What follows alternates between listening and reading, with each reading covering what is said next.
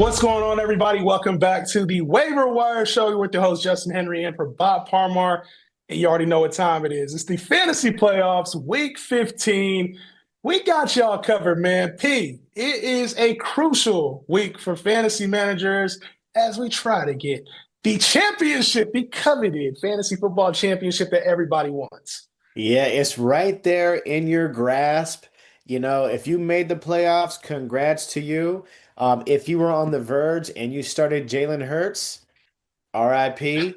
But you know what time it is, man. Let's get into it. We got the pickups you're going to need for week 15. We're going to go over some injuries and, just make sure you guys are taking good care of throughout this stretch.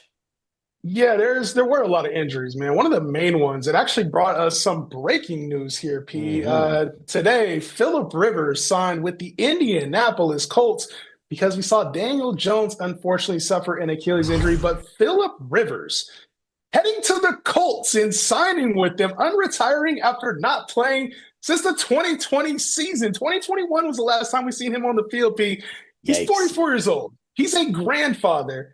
And he's Yeah. coming out of retirement to at least join the practice squad for the Colts. So we don't know if it's going to be Riley Leonard this week. He's looking like he's dealing with an injury himself, potentially 1 to 3 weeks. And that's why they bought Philip Rivers in. But Philip Mm. Rivers, Colts, is this another Flacco thing all over again?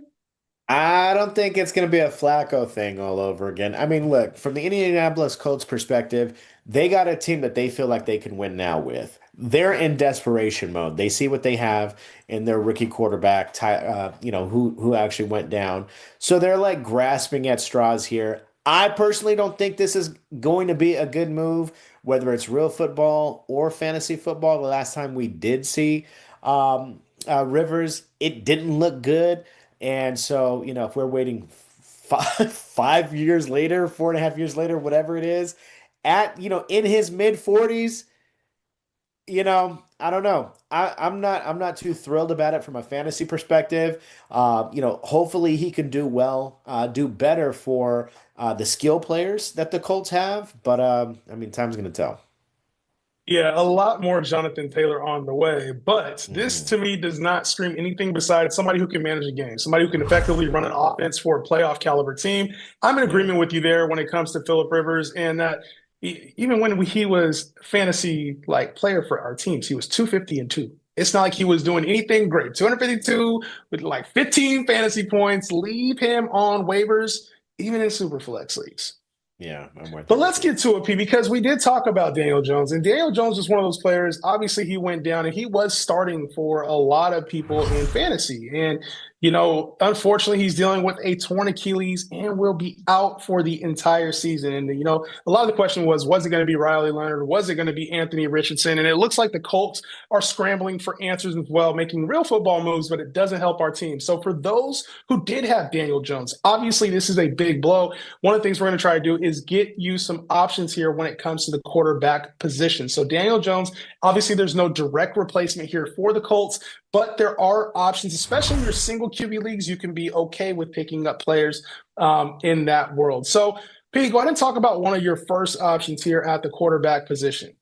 Yeah, so one of my first options here, kind of underrated. He was a laughing stock coming out, especially looking at his combine, but Tyler Shook is looking pretty good. He's actually balling 3 of the last 4 games, and most recently, he really showed us he has that rushing upside. So the last 3 games, particularly, he's been averaging 6.5 rushes per game.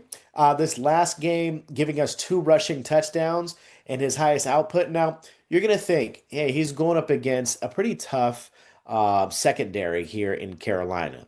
Well, 4 weeks ago, he's already smoked them. I wouldn't say smoked them, but put up 18 fantasy points against them. So he's a little familiar with them, and he's somebody that you can trust. That rushing upside gives you a safe floor.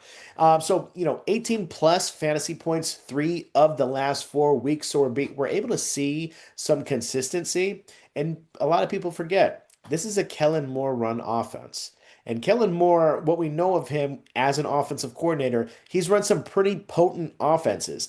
We see a lot of the downfield throws. We see a lot of rushing from from the quarterback position with those who can. And then we see a lot of targeting, safe dump offs, targeting the running back. So, something that keeps the chains moving. And I see Tyler Shook really orchestrating this offense to really be fantasy viable. I see him as a pretty good replacement.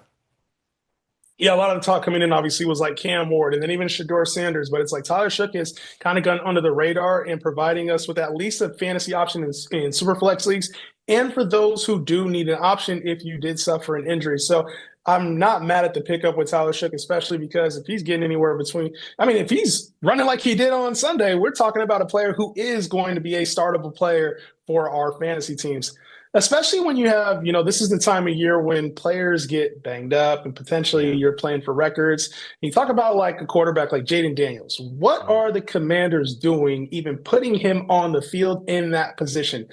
They're competing for the number one pick here. They got a matchup against the Giants this weekend, and they're like, trying to lose that game. He re-injured the elbow that he injured earlier this season. And it sucks because he's a young player. You want him to stay healthy, but this is also becoming a lost season for the Washington Commanders. And for those who are dealing with, you have Jaden Daniels, maybe you had Mariota or you already had, somebody that was viable. It's like you were kind of counting on Jaden Daniels to help you here in the fantasy playoffs. Well, I do have somebody that I think at least for this week can be an option because there's a chance that Jaden Daniels does come back as well for whatever reason. But JJ McCarthy. Hmm. And, I know we got nine and P, me and you have talked about, we kind of been poking a little fun at JJ McCarthy. And I think the whole football community has kind of had chances to poke fun at JJ McCarthy. This is his rookie season. Yeah. And I think this is one of those things where sometimes players lose confidence. They go through bad stretches. Even veterans go through stretches where we're like, what are they doing? You were laughing about Jalen Hurts to start the show. So I think when it comes to JJ McCarthy, he's not exactly who everybody hyped him up to be this offseason, but coming off of a week where he had 3 touchdowns, and now you get a Dallas defense who's become a very run stopping defense. Yeah. I think there's going to be some room here for JJ McCarthy to pass the ball downfield and take some chances against this Dallas defense in what projects to be a high scoring matchup. So I think JJ McCarthy, at least for this week in week 15, if you're needing a spot start, is a good option. Yeah, I don't know if I'm with you on JJ McCarthy. I agree. Like his first year starting, you're going to see some ups, you're going to see some downs. I do believe in his talent. What I don't believe in is his offensive line. And I think that's primarily what's got JJ McCarthy like hearing footsteps. Now you get a Dallas defense with a revamped defensive line. And, they're really good in bringing pressure up the middle. And with as much footsteps as JJ McCarthy has been hearing and feeling throughout his second year and his first real year starting, I just don't know if I'm comfortable or confident rolling him out there. Dallas statistically looks good, like a pretty good matchup. But if you're not a like upper echelon quarterback or you're somebody like JJ McCarthy, I just don't feel comfortable rolling him out there. I'd rather lean towards some of the other notable names here. Yeah, there's a couple other options out there, and some that we've even talked about. But one of the names we haven't really talked about a lot outside of just back and forth discussion or answering the chats, which we want you guys to continue to ask us chats here on the Bleacher Report app and on YouTube. But one of the names, P. Shador Sanders, who's obviously putting up a ton of fantasy points. If he is available, I'm sure you've heard nonstop about Shador. Go ahead and pick up Shador Sanders as an option.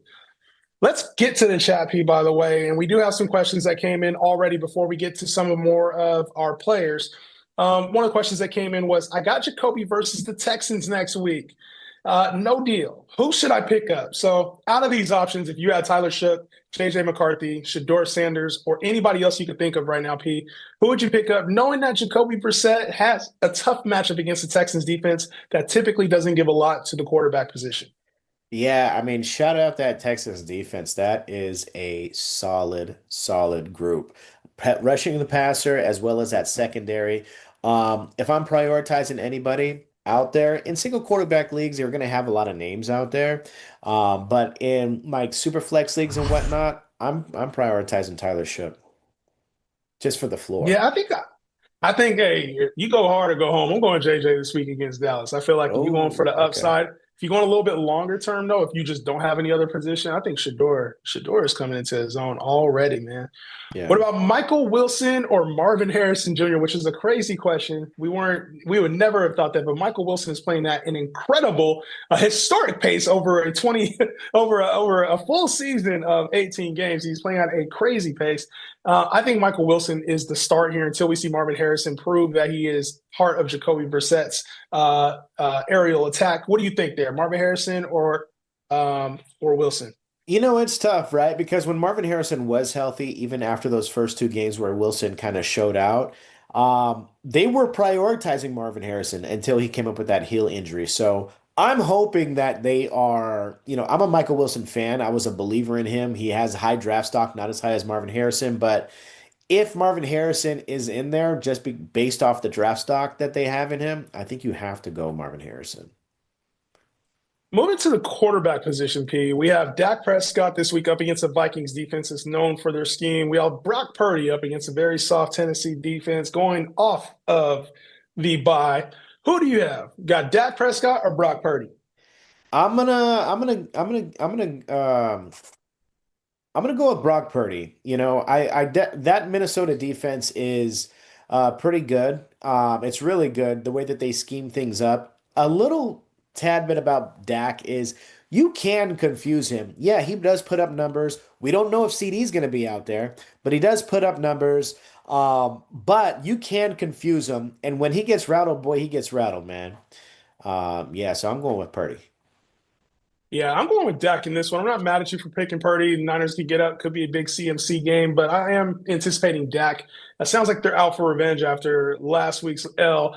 And, Pat brings up it's a good point because you have two good quarterbacks here in Dak and Brock Purdy. I don't really think you can go wrong anyway, but I think in fantasy playoffs, I tend to lean upside a little bit more.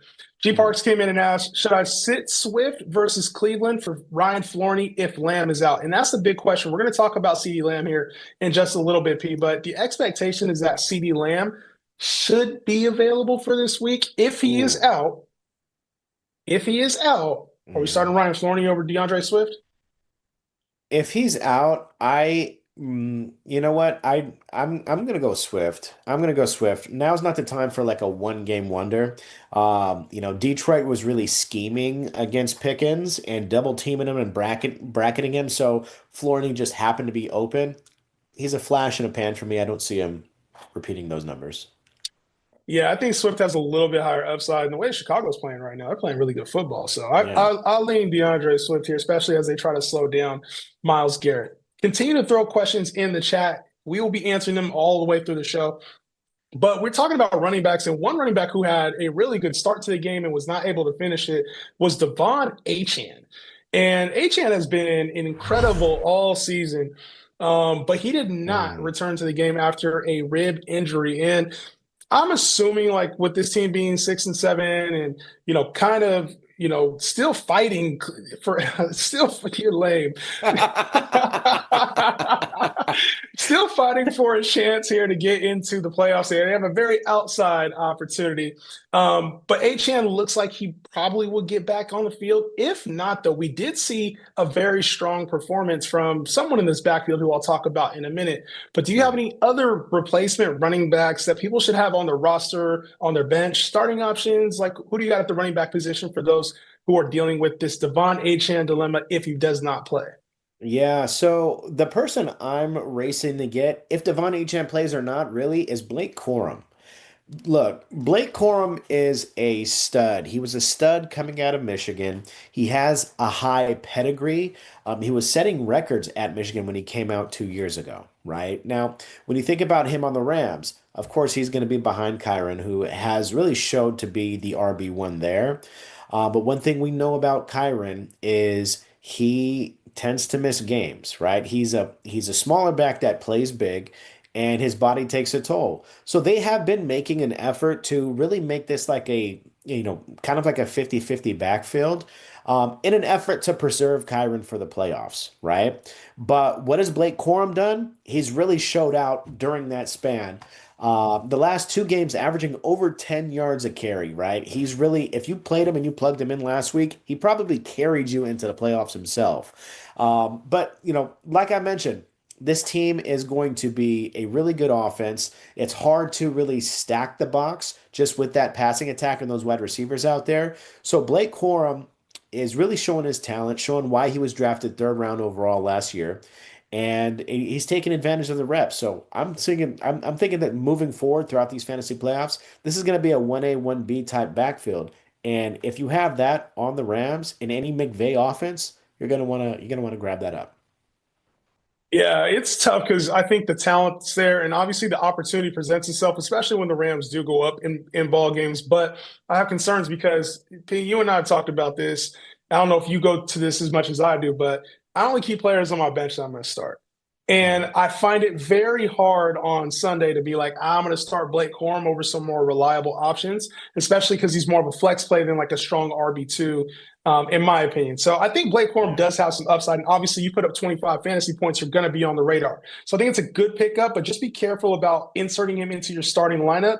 And if you have space for maybe a secondary defense in the Yeah. fantasy playoffs, I almost recommend that as opposed to picking up a Blake Corum who you wouldn't feel comfortable starting until Kyron is out. If Kyron was ever out, though, Blake Yeah. Corum is a top 15-ish type running back the rest of the Yeah. way.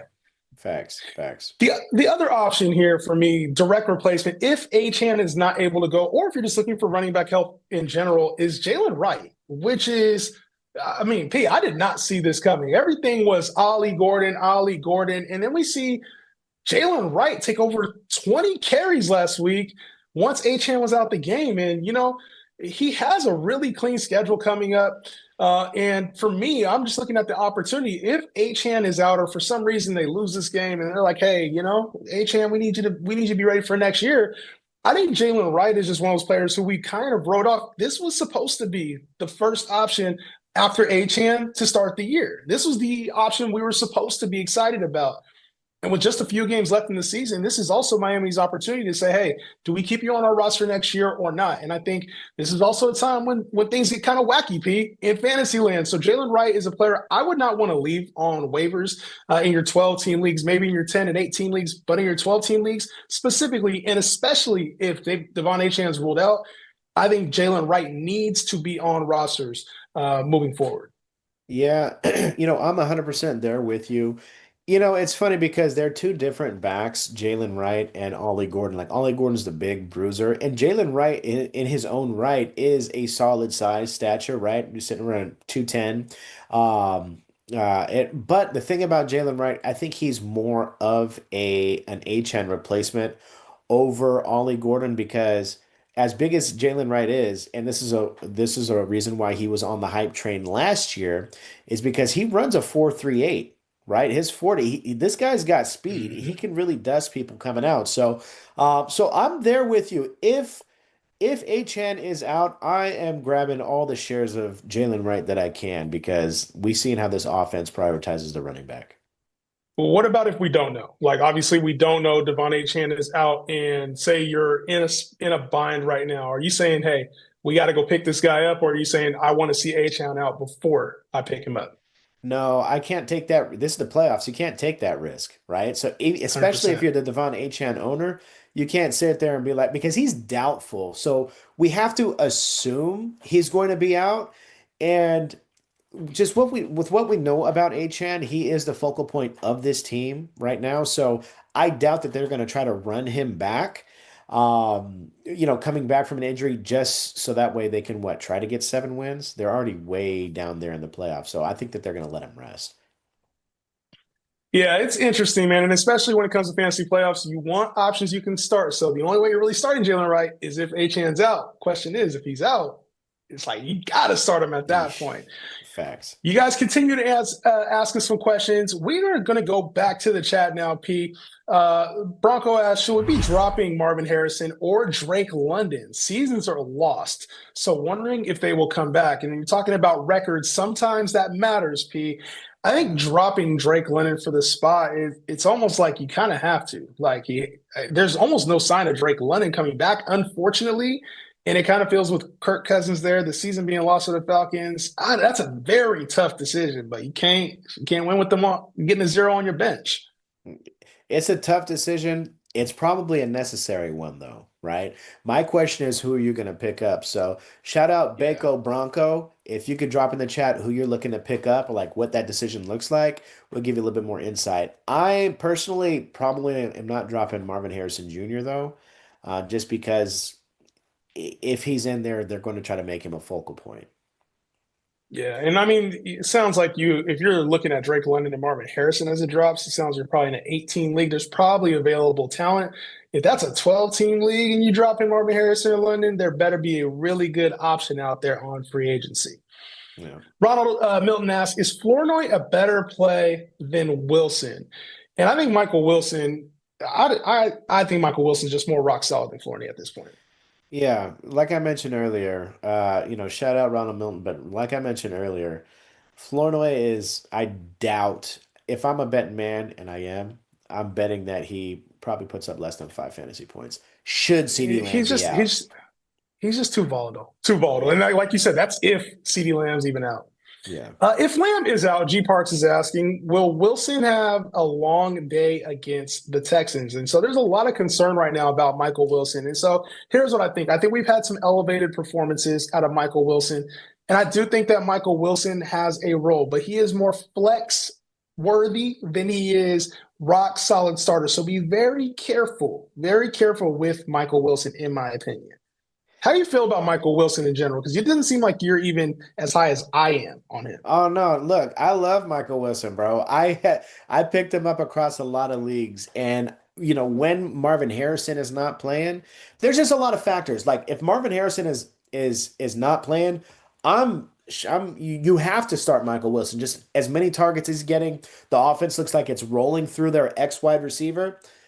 It just is Marvin Harrison going to play because they really are like they're trying to make him a focal point moving forward just with the draft equity that they have in him. Now, when Stingley is on you, we've seen Stingley erase some elite talent, right? We just seen him erase Rasheed Rice and send him kind of flailing. But yeah, I mean that's just yeah, I'm high on Michael Wilson. Yeah, no, that's a good point there. As far as the quarterback position, Fabiano's asking Dak or Dart. I'm still going with Dak in here. Are you going Dak or Dart? Yeah, you got to go Dak. And then as far as Blake Corum or Woody Marks, obviously Nick Chubb, this is becoming a Woody Marks led backfield. I'm going Woody Marks. He has the starting role right now and the workload. Yeah, Woody Marks is he's showing some promise there. I would have to give Woody Marks with his like 18 to 20 touches a game. All right, and then before we get back into receivers, Burrow or Dart, I'm going Joe Burrow still. I'm not starting Jackson Go Dart Joe over Burrow. Joe Burrow. Dart is not that. He's not him yet. So go Joe Burrow. Joe Burrow. Listen, we had a lot of CD Lamb questions, and CD Lamb dealing with that scary concussion. We saw, you don't want to ever see like the hands go up and just the non-movement. But CD Lamb, a scary concussion there. And obviously, this is one of those players, if he plays, you start him. There's no doubt Yeah. about that. But the beautiful thing about this is that he has a long layover from Thursday Night Football. So he has ample time to get ready. And obviously, the health of the player is first and foremost. But with CeeDee Lamb being out, obviously that's what elevated Ryan Flournoy. So what do when it comes to CeeDee Lamb, I think if he plays, you play him. It's just like T. Higgins. T. Higgins, he had a concussion. He came back. This isn't something to be concerned about injury-wise on the field. I think you do need to have an option just in case he gets ruled out late. And then we talked about T. Higgins here. He dealt with the concussion and then came back into the game after suffering what looked like it should have been a game-ending concussion earlier in the game. And there's a lot of concussions here, and there's been a lot this season, unfortunately. Pete, we're seeing the concussions, the Achilles, kind of a rise of some of these injuries, but you do have to have options, and hopefully T. Higgins gets right. I would not expect him to play this week, but hopefully these dudes get right dealing with these head injuries. No, yeah, I mean, you hit it kind of on the head with these injuries. No pun, As man. no pun intended, damn. But yeah, no, it's we've seen players this year being out for weeks with concussions, right? And so it would be surprising just how devastating CD Lamb's looked that he would be out there. But we know CeeDee Lamb's a fighter. He's going to try to push out there, and this team has like aspirations for a playoff. So, hopefully he can Yeah. get out there. T. Well, what Higgins, about Pete? yeah. What about real quick, Pete? What about like an option? Do you have like just a quick option that Oh yeah. people can at least pick up? Maybe something that's more widely available than we think. Yeah, Jerry Judy. I don't know why he's widely available as he is, but he should be picked up for sure. Look, with Shador's ascension is going to come Jerry Judy's ascension as well. And like he's one of those players that he's going to be the number one there. They have been trying to really like make prioritize the downfield, prioritize the wide receiver, and he's been taking advantage of it. There's going to be ample opportunities for him to, really break some long catches, like we've seen that 60-yard kind of catch and run that he did. But Mhm. most importantly, he's going up against Chicago, and Chicago has really been like letting wide receivers have their way with that secondary. So I would be very, I'd be very trying to get Jerry Judy on my roster if you have one of those Yeah, injured wide receivers or not.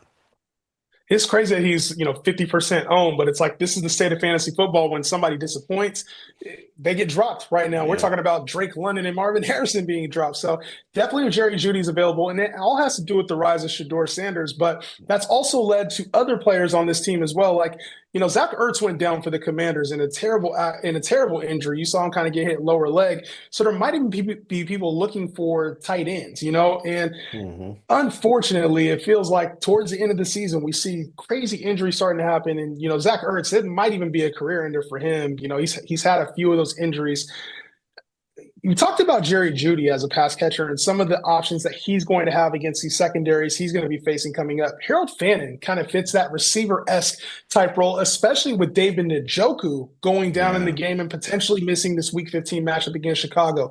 Harold Fannin deserves to be, and I don't know why he's not like 100% on at this point. He's a tight end 6 on the season. So he had 8 catches, 114 yards, and a touchdown, a big body for Shador, who's more than willing to pass it downfield, whether they're in games, they're up in games, or they're down in games. Harold Fannin needs to be rostered. I don't know why he's not like 1,000% rostered. Yeah, they invested in him, and he is just like he's way more of a wide receiver than he is a blocker. So they see him as a weapon. And you want to definitely put him out there. So if he's out there for you guys, especially in TE premium leagues, pick him up. Pick him up. I'm right there with you. That's a good call. Yeah, and we've talked about a lot of other names here. As we're going to answer a few more chat questions here, but we talked about a lot of other names, P, out on the show, Devon Vele, Brenton Strange. And one name I wanted to talk about before we get back into the questions very briefly, in deeper leagues, Ben Sinnott. Ben Sinnott's a name. We've seen this with Cliff Kingsbury before, where backup tight end comes in there. I don't know if he worth the pick him. Just remember I said the name, Ben Sinnott. We're talking about him next week. Yeah, I like that. I Listen, like that. Listen, let's get into the chat, P, because I know this is a crunch time week. We're going to Yeah. rapid fire through these questions, P. Emeka Ibuka or Lad McConkey? You know what? It looks ugly. I'm leaning towards Emeka Ibuka. He had that bad drop, but look, the passing game just ain't what it is in Chargers land right now, especially with the quarterback being all bruised up. But give me Emeka Ibuka. Mike back potentially, Godwin back potentially. Give me Lad. Now I don't really feel confident about it. Pick three out of Ibuka, Waddle, Evans, Michael Wilson. David Gold asked, and I think out of these four options, I'm probably benching Ibuka. I'm playing Waddle for sure, Mike for sure, and Mike for sure. I think that I don't know, bro. I think I'm gonna have to bench Mike Wilson, even though I don't want to. I'm just telling you, man. That Texans defense ain't Yeah, no you're right. punk. They got an eraser over there. So if he's followed by Stingley, count him out. Is it weird? Carlos said, "Great show. Appreciate you, man. Let's continue to go rapid fire through these, though. Is it weird to think about playing Jawan Jennings over Ibuka? I think Ibuka does. I mean, you're playing for your playoff life. Start who you want to start at this point. Like I'm playing Jennings over Ibuka. I don't mind Play that. Jennings. Play Jennings. He's sneakily the wide receiver one there. And then a couple questions from KJ Frederick said, "What's up, guys? I have Bo and JD5 roster. Should I pick up and play Stroud or Aaron Rodgers this week. Both matchup scares me. JD5's elbows hanging on a string. You know, it's four different quarterbacks, and obviously it's probably going to be a 5 to 10 point swing between them all. For me, I'm going to make sure I'm probably just going Bo Nix, even with the matchup. I think I'm going Stroud. I'm going Stroud. They've been quietly over the last 5 weeks, top five in passing. All right, I've been offered Debo and Stafford for Henderson. I have Love at quarterback this week, but I'm considering doing it because of the matchup. So basically, you want to get Debo and Stafford. I don't mind this trade because Jordan Love against that Denver defense is scary, scary, scary. I don't mind this deal. And with Stevenson back. P, who you got for the QB1? You got Jacoby Brissett, Bryce Young, CJ Stroud, or Trevor Lawrence from Juan Pena's official account. Um, Give me QB1. Give me T-Law. I like what he's doing out there. Yeah, I ain't mad at that. And then last one here: Watson, Waddle, Evans, McConkey. Pick two. I don't think there's any way you can bench even Christian Watson the way he's playing right now, even against that Denver defense. And I'm probably going with Jalen Waddle too. Yeah, I can't. Yeah, especially what he's doing. Yeah, they got a connection over there. Give me Watson and Waddle. We got to see what Evans' hammy looks like before he throws his ass out there. Yeah, I ain't mad at that. But listen, it's going to be havoc this week. This is fantasy playoff week number 1, and for those who didn't get the bye, you are fighting for your playoff lives. Good luck to you all. And there was a lot of injuries. So, we talked about the Daniel Jones injury, Jaden Daniels injury, and then we brought up the pickups. Tyler Shook and JJ McCarthy. One for the matchups, one because he's just been playing well overall. And Tyler Shook, I like the JJ McCarthy matchup. We talked about the Devon Achane injury. If he is out, we have Blake Corum and Jalen Wright, some backup running backs who are catching steam at the right time. And then CeeDee Lamb, T. Higgins, both dealing with concussions. We talked about Jerry Jeudy as a potential option there with Shador's rise. And then also in that same breath, with Zach Ertz being out, if you're scrambling for tight end and somehow Harold Fannon's still available in your league, go get Harold Fannin.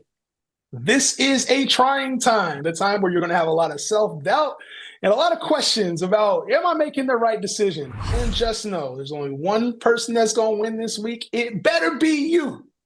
Any Right. parting thoughts, P, before we get off? Yeah, so you're going to be overthinking a lot. You're going to be thinking about who to start, who's this, who's that. Trust me when I say this, when you're debating between two players, who has the higher ceiling? These are the playoffs. These are the top six teams in your league. A lot of these teams probably are scoring points. Go with the higher ceiling opposed to the safer floor. Think long, think wrong.